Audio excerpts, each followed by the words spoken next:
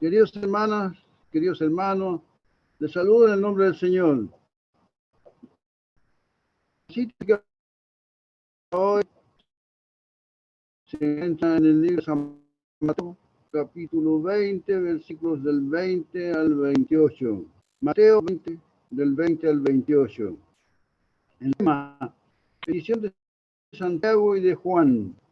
La palabra de Dios dice así.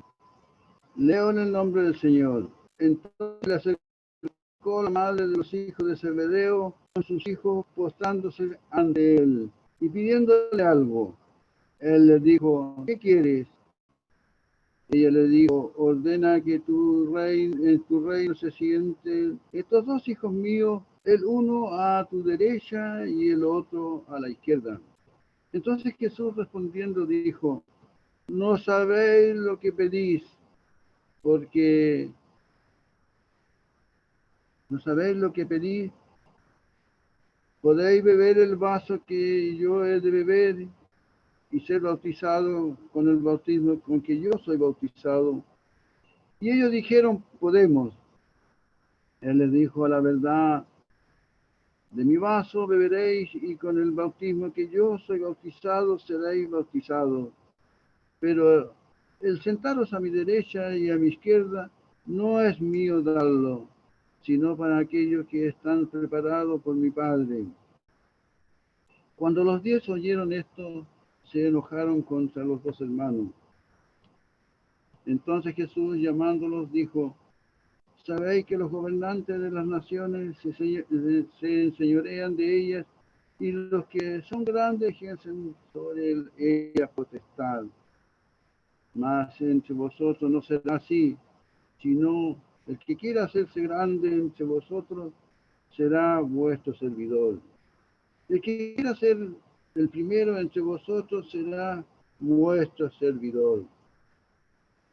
Vuestro siervo. Como el Hijo del Hombre no vino a ser servido, sino para servir y para dar su vida en rescate de muchos. Que Dios bendiga su palabra. Acompáñenme. Padre nuestro que está en el cielo, y su ayuda está con nosotros también en esta mañana. Le pido con reverencia y respeto, Padre Santo, que abra mi boca y que por mis labios salga la enseñanza que usted desea para sus hijos y sus hijas, y que sean atesoradas en lo más profundo de nuestros corazones. En el nombre de nuestro Señor Jesucristo se lo pido, su Hijo amado, nuestro Salvador, a quien también debemos honrar. Amén. Hermanos y hermanas, a pesar de esta enseñanza de la gracia y generosidad de Dios, a pesar de escuchar que Jesús dice 2 veces que el primero será el último y los últimos primero, los discípulos siguen siendo sin entender la idea expresada por Jesús. La madre de Jacob y Juan le piden a Jesús que le conceda a sus 2 hijos los lugares más prominentes en un reino venidero, o sea, los lugares que sobresalen en cualquier dinastía. Cuando Jesús le pregunta a estos 2 hombres, ¿podéis beber la copa que yo voy a beber y ser bautizados como yo? Y responden, podemos. Los otros 10 se enojan con ellos y Jesús aprovecha esta oportunidad para objetar sus ideas sobre el protagonismo y continúa entregándoles otra comparación para reforzar su enseñanza. Y les dice que los gobernantes de los gentiles se enseñorean de ellos y los grandes ejercen autoridad sobre ellos. No será así entre vosotros en el reino de Dios, sino el que quiera ser grande entre vosotros será vuestro servidor, y el que quiera ser primero será vuestro siervo. Además agrega que el Hijo del Hombre no vino para ser servido, sino para dar su vida en rescate de muchos. Si seguimos analizando las respuestas de los apóstoles, podemos deducir una extraña mezcla de ignorancia, fe y devoción al responder al Señor, podemos. Estaba claro que tenían mucha confianza en sí mismos y así los manifestaron. Pero lo cierto fue que en el futuro inmediato demostró que habían contestado sin medir adecuadamente su fuerza. Todos, todos recordamos que cuando Jesús fue prendido, todos los discípulos le dejaron y huyeron. ¿Dónde había quedado su promesa de acompañarle hasta el fin? Pero no juzguemos a los apóstoles porque a nosotros mismos nos ocurre con frecuencia que creemos que somos mucho más de lo que con nuestros hechos somos capaces de demostrar. Una lección finalmente aprendida. En cualquier caso, aunque en el momento del arresto y crucifixión de Jesús, todos ellos desaparecieron, sin embargo, más tarde las palabras de Jesús se cumplieron en ellos. La verdad, el vaso que yo bebo, beberéis, y con el bautismo que yo soy bautizado, seré bautizado. Claro está que primero tuvieron que aprender a desconfiar de ellos mismos y a aprender del Señor. Pero finalmente ambos entregaron su vida tal como lo habían dicho. Jacobo murió como mártir y Juan pasó sus últimos días prisionero en la isla de Pasmo y según dice la tradición murió también en forma violenta. Queridos hermanos y hermanas, es bueno recordar que para vivir la nueva vida en Cristo es necesario vivir como Él vivió, siendo la máxima expresión de los frutos del Espíritu Santo. Podemos resaltar en esta oportunidad su humildad. Cuando hablamos de la humildad de Jesús, debemos traer a nuestra mente uno de los actos más humildes de nuestro Señor, como es el lavado de pies que hizo a sus apóstoles. Por lo que tenemos que olvidarnos de nuestra soberbia, nuestro orgullo, nuestra altanería. Y cuando ocupemos algunos cargos en la iglesia o cargos públicos o privados, debemos hacerlo con humildad y modestia, ya que el verdadero liderazgo se encuentra en servir a otros, lo que será evidente en distintas formas dependiendo del trabajo y la situación también. Esto no significa que un director ejecutivo tenga que tomar un turno especial para barrer o limpiar los inodoros, ni que cualquier trabajador pueda decir que está ayudando a otro como excusa para no hacer bien su trabajo. Significa que debemos hacer nuestro trabajo con la intención de servir. Un director ejecutivo de una gran empresa donde adquirió fama y fortuna, escribió en su libro con el nombre El liderazgo es un arte, y dijo que la primera responsabilidad de un líder es definir la realidad de su cargo, y la última en decir gracias entre estas dos. El líder debe convertirse en un siervo y deudor, lo que resume el progreso de un líder ingenioso, escribió este ejecutivo. Sin duda, de las palabras de nuestro Señor Jesucristo podemos deducir también que Él nos sugiere que seamos humildes. También dijo Jesús, bienaventurados los pobres en espíritu, porque de ellos es el reino de los cielos.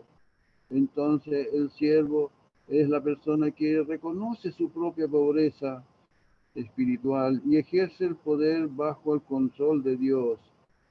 El líder siervo se disculpa por sus errores, muestra misericordia cuando otros fallan, fomenta la paz cuando es posible y soporta el criticismo, la censura inmerecida, cuando procura servir a Dios con integridad.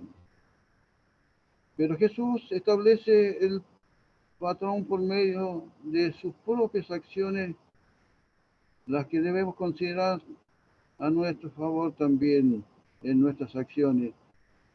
Por tanto, demostramos que somos seguidores de Cristo al seguir su ejemplo.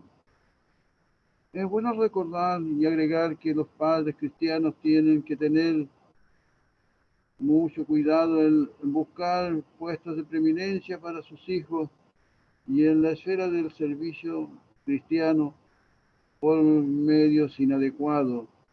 Por supuesto que todos los padres quieren lo mejor para sus hijos, pero esto debe ser manifestado por los propios hijos y demostrado por un espíritu de servicio y sacrificio.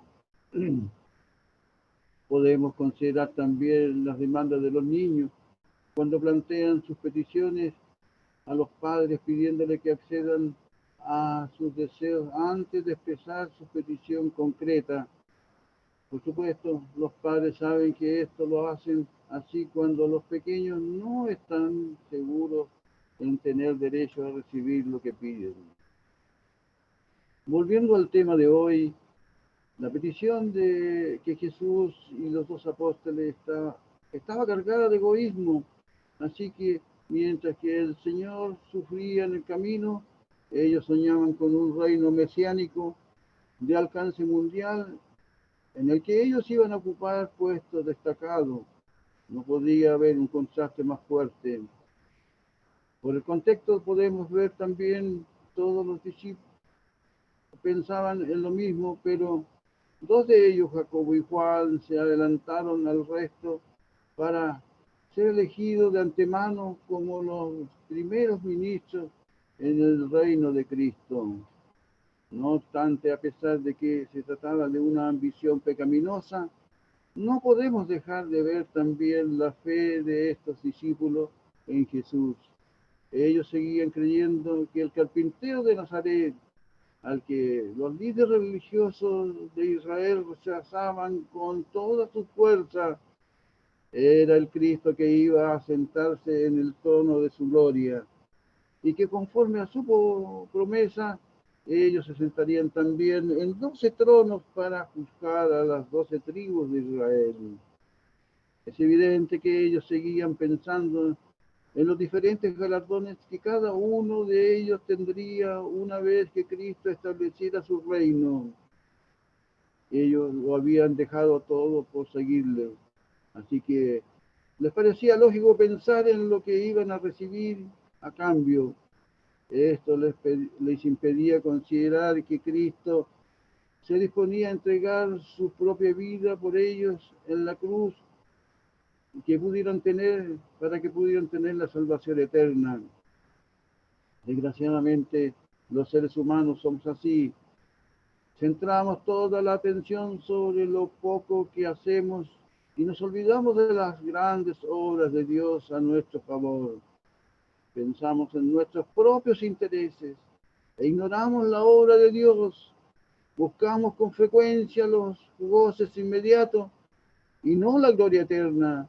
Estamos rápidamente dispuestos a dejar a un lado la cruz y las tribulaciones para pensar solo en coronas. De todas formas, si bien es cierto que la ambición que manifestaron en este momento los discípulos no correspondía con los principios del reino, sin embargo, no por eso debemos renunciar a todas nuestras ambiciones. Debemos advertir de los peligros de tener una opinión exagerada de nosotros mismos que nos lleva a competir con nuestros hermanos en una forma insana y desleal. Para nuestra reflexión, la petición de Jacob y Juan ponía en evidencia la misma debilidad y miopía de muchas de nuestras oraciones. Esta es una razón por la que Dios no nos da siempre lo que pedimos. Con tanta frecuencia nuestras oraciones tienen como único objetivo que nosotros vivamos mejor, que suframos menos, que desaparezcan todos nuestros problemas y dejamos a un lado los intereses del reino de Dios. Por esta razón no recibimos lo que pedimos. En este tema, el apóstol Santiago nos dice, pedid y no recibid, porque pedís mal para gastar en vuestros deleites. Y menos mal que el Señor no nos da todo lo que pedimos, porque si así fuera, con frecuencia eso sería para nuestra propia ruina. pero Él sabe lo que nos conviene en todo momento. Y el mismo Espíritu parece corregir nuestras débiles oraciones, porque el apóstol Pablo nos dice, y de igual manera el Espíritu nos ayuda en nuestra debilidad, pues que hemos de pedir como conviene. No lo sabemos, pero el Espíritu mismo intercede por nosotros con gemidos indecibles. Jacobo y Juan no solo estaban pidiendo guiados por una ambición carnal, sino que también estaban equivocados porque pedían sin entender lo que eso implicaba. Ignoraba cuál había de ser el precio que tendrían que pagar para obtener su petición.